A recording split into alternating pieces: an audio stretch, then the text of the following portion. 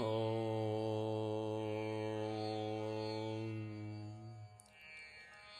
नमो भगवते वासुदेवाय।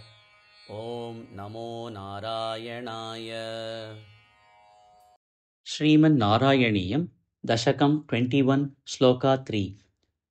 ध्यायामि दक्षिणगते हरिवर्षवर्षे।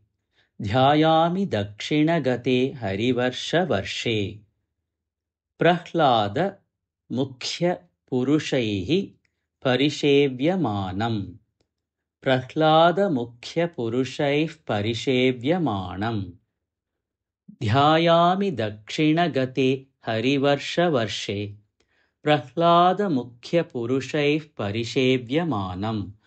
ध्यायामि दक्षिणगते हरिवर्षवर्षे। प्रह्लादमुख्यपुरुषैः परिसेव्यमानम्। उत्तुंग धवल आकृतिम् एकशुद्ध। उत्तुङ्गशान्तधवलाकृतिमेकशुद्ध। उत्तुङ्गशान्तधवलाकृतिमेकशुद्ध। ज्ञानप्रदं नरहरिं भगवन् भवन्तम्। ज्ञानप्रदं नरहरिं भगवन् भवन्तम्। ज्ञानप्रदं नरहरिं भगवन् भवन्तम्।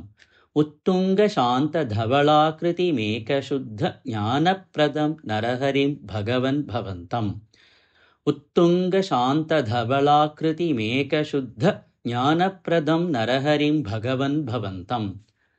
ध्यायामि दक्षिणगते हरिवर्षवर्षे।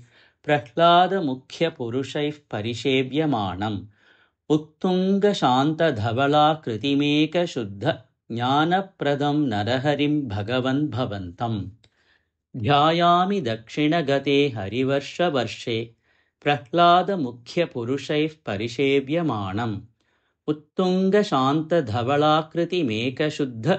ज्ञानप्रदं नरहरिं भगवन् भवन्तम्।